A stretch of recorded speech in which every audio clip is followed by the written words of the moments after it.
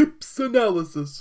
I hope you're feeling positive because this is the Introverted Positron, and welcome back to another episode of Tips Analysis. Originality is an interesting concept. It's actually very, very hard to do. It's something that I have to try to do here, although admittedly I'm not very good at it. But nonetheless, I have to try to find a way to make my stealth stand out. I have to make myself stand out somehow. So originality is something that I need to work on. It's something that I'm constantly trying to do, and I'm constantly trying to change the channel and what I do here so that I can actually do something that people want to see, that people want to interact with.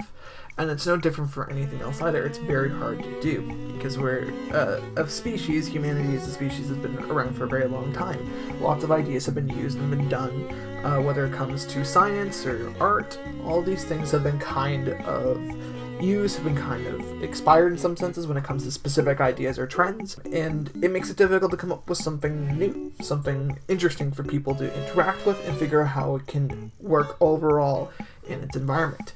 But the interesting thing about that is that it doesn't just apply to those things. It applies to things like movies, and it applies to things like games. In the case of Hollywood, people think that they pretty much run out of ideas, and there's a sad bit of truth to that, though I don't think there's really ideas to be run out of. I think they just aren't willing to put in the effort to think of a lot of new things to do, mostly because they're trying to make something that sells rather than something that's overall changing towards the dynamic what movies do and what they are. But when it comes to games is still a relatively new medium. It's still something that's evolving constantly, and it's still something that shows a lot of originality. But that doesn't mean that it's constantly there all the time, because there are some companies and some game series that don't change very much. You have, especially in the case of a lot of FPS genres, it's hard to take an FPS and do something really, really different with it. It's why it's nice to see things like Metroid Prime or Portal or trying to think of other examples because I don't play a lot of FPSs. Even Titanfall, honestly. Stuff like that just takes the overall genre and works with it and does something new and interesting and different with it. And that doesn't happen too often because it sells, because a lot of companies, a lot of bigger companies who have a name, who are known, can make these games and kind of just be like, okay, I'm just going to put this out there and people will buy it because it's under the name that they recognize, and that's true. That is something that honestly makes sense. I can't disagree with the strategy, but I don't think that I like it very much. I don't enjoy playing the same game over and over again. And that's from somebody who loves The Legend of Zelda, but it's because Zelda changes constantly. Mario changes not all the time, but most of the time. It's why I don't like Galaxy 2 as much, because I find that it's just so similar to Galaxy 1 that I find that it kind of negates the good things that were done in there. I would prefer to have seen something that used things from Galaxy 1, but was incredibly different, that was very much an execution of something that's much more interesting than just making another Galaxy game. It's why I like Odyssey so much, because it's such a different interpretation of what 3D Mario and what Sandbox Mario should be. And it's awesome. I love the way that it's executed. Even though there's not always tons new instead of the capture mechanic, it's still really, really, really fun. And it does that because of the fact that it has a lot of original executions and mechanics. And that's, I think, what a lot of AAA developers should be doing, is doing exactly that. Taking something that they've used before and making it into something new. Changing it into something that's interesting and fun to play with and original and makes you feel like this can go in different directions and change the genre as a whole and get people exploring different directions with it. And that's what I love about those kinds of games. Now, in terms of stuff like that, the issue is that there's not a lot of motivation for a lot of people to do it. There are, of course, people who are very passionate about their games, and that's kind of all part of it. They're so drawn to the fact that they have a base that buys into these games that they need to make them that way. And from a business standpoint, again, that's a good thing. That's what they should be doing. But I just wish that we would keep on moving in other directions with it. So I find that when it comes to evolution, when it comes to originality and change, I find that most AAA developers, most bigger companies don't do a whole lot for that.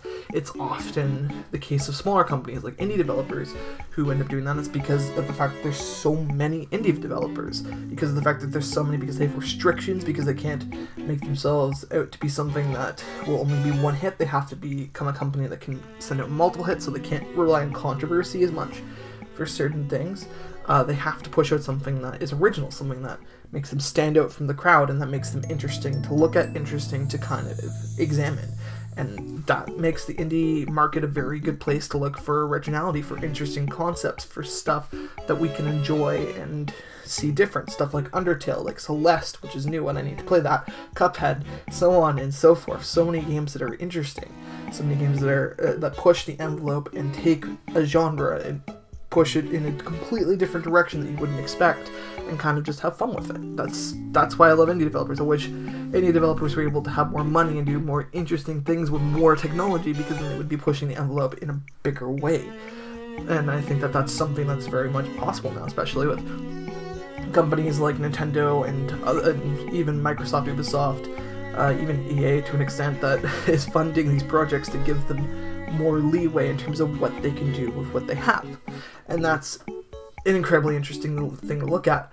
But of course, then the question is then, what about the AAA developers? What can they do now more than what they're doing?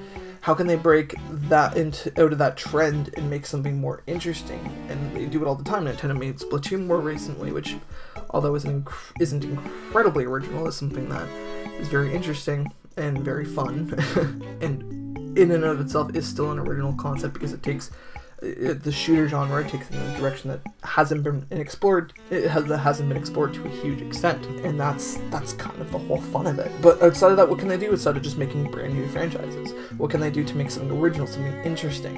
And I believe that there's a couple things that can be done in that regard.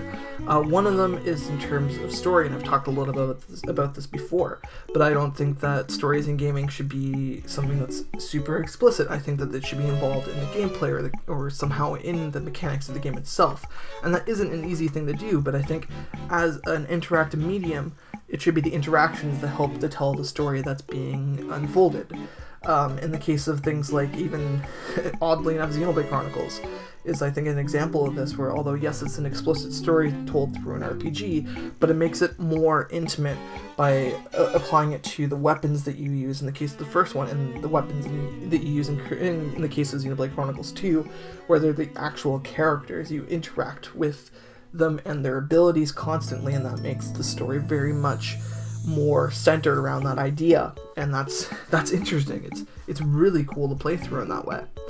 But I think the issue is that, especially when it comes to JRPGs and a lot of Western games too, that I think the story is too separate from what the gameplay is in and of itself. I would state some exceptions in terms of bigger games such as Skyrim. I think Skyrim does a very good job of telling a story through its world, through the things you can interact with, and as long as you're exploring, you're going to find things that tell you about the lore of this world and how interesting it is. And there's other examples too. Dark Souls is another example. I know that some people are fond of the whole idea of having to read through the equipment to get through it. But when you're talking about a barren world that is decaying, essentially, it makes sense that the remnants are what tell the story. It's a very interesting and artistic way of telling the story in a game like that. I think that the originality in those senses is what we need to start seeing more. But the issue, and this goes back to yet another video, is that the expectations of fans and of people can often hold that back to an extent. And I'm not saying that it completely holds back games. I don't think that what people want always does. As I kind of said before, it's the whole thing is that you don't expect anything from a game that first pops up, but it also has to stand out in a way that it can be recognizable, and then people have expectations for its sequels or from the developers' future games. And that's kind of the thing, is that those expectations are good in the sense that they give feedback, in the sense that they give direction, and in the sense that they see who and what audience they hit and what they need to do to kind of interact with the audience more. But there's two issues with that, and one of them is that the audience doesn't really understand what they want all the time. We don't always really know what we want to see from a game, and we don't get it sometimes. We also don't realize that sometimes we just want to see more of a developer or a group's vision, and that's kind of what we really want in the end. And I think that that's the other thing, is that they need to separate themselves from to an extent from what the fans of a series or game wants, because that's what breeds originality when they start doing it from their own, from themselves, when they start expanding on a series that they loved, that they created, and put themselves even more into it. Then we start to see something that's more interesting, more original, and more something that we can interact with on that level. And it's great to see when stuff like that does happen. Again, Mario Odyssey, great example of it. Where they kind of like, yes, we wanted sandbox for forever, but we didn't necessarily want something like a capture mechanic, or we didn't actually necessarily want any kind of gimmick in the game, because that's stuff that people consider to ruin things like Odyssey, and to ruin things like, actually Galaxy is a bad example, but not Odyssey, what am I saying, Sunshine. They find that Flood is something that kind of ruins Sunshine in the sense that it feels like a very slow mechanic. It's something that interrupts the overall platforming elements of the game. I personally love Flood, but that's me.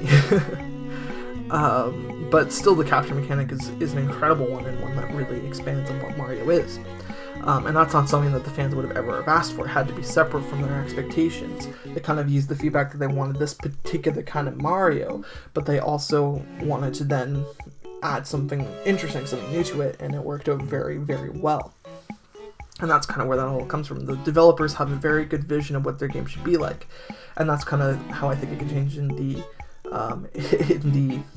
AAA developers' minds in terms of the AAA games. I think that's how that can kind of be more original, is by taking something that's already there and then allowing the developers to have not their way with it, but to have enough leeway with it that they can actually take their vision and make it into something new, something that we wouldn't expect, something that feels new and feels original and is original. Whereas indie developers kind of have to push that envelope, and we will continue to see evolution from that side as well, from indie developers, and hopefully as well from the AAA developers, because ultimately it's originality and change that set the standards for what we are going to see in the future. Thank you so much for watching. I hope you enjoyed the video. If you did, remember to like, comment, and subscribe if you haven't already. It really helps out the channel, and it's always appreciated. I'm going to leave some links here so you can go check out some other stuff on my channel, or you can always just search the channel. There's lots of stuff for people, playlists, and all that stuff. And so on that note, thank you again. Have a great day, and remember to keep positive.